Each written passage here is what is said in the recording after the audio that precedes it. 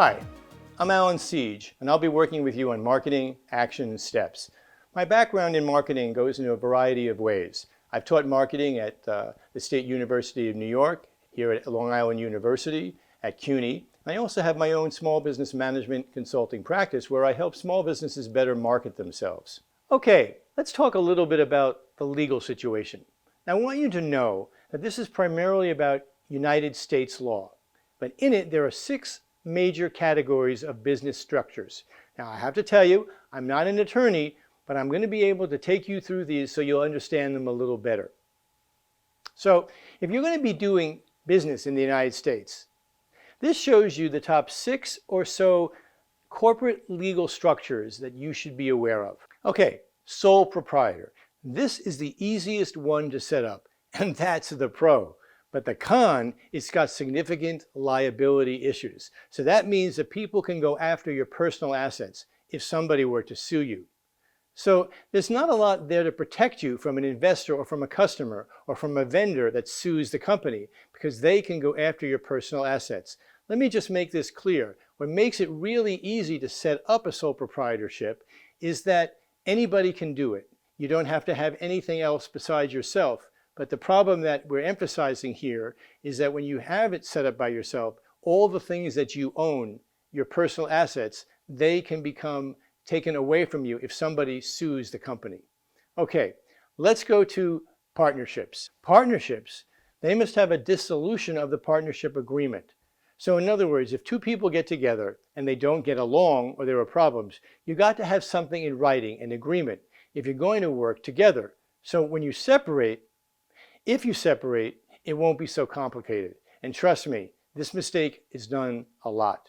Corporations, there are 2 main ones. There's the S Corp and then there's the C Corp, small business and the corporation. The small business at the S Corp, which is the one that many people use and isn't always the best one for everyone. It's depending on what you're looking for. So a C Corp, for instance, is double taxed, but they also have pros and cons. An S Corp is fast to set up, and there's pass-through, which means that when your company loses money in the first year or 2, you can write that off on your personal income taxes. Now, with a C Corp, the profit stays in the company. And then whatever profit or whatever happens, you also have to pay taxes on that. So that's what they call a double tax or a double taxation. Now, at the risk of oversimplifying things, let me just say that C Corps are more complicated, but the advantages to C Corps is that you can get international investors. You can have the number of investors can be anything you want, whereas with an S Corporation, there's a limit to how many there can be. These are some of the key distinctions between the 2 types. The next one is something called a limited liability corporation. This is also another really popular one, LLPs and LLC.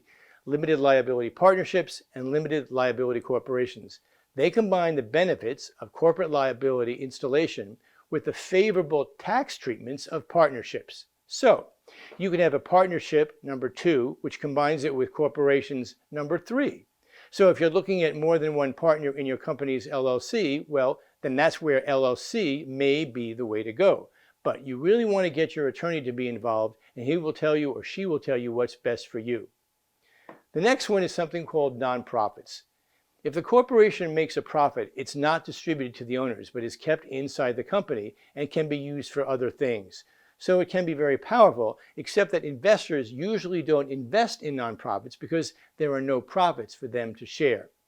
But again, I recommend that you talk to your attorney about that. And the last one is something called a B Corp, which is relatively new, and it can be used on top of any of the other structures that we've already talked about. Major companies like Etsy.com and Patagonia, they are B Corps on top of the others that they already have. Now, what is the big distinction with a B Corp? It gives you more freedom to work as you want to.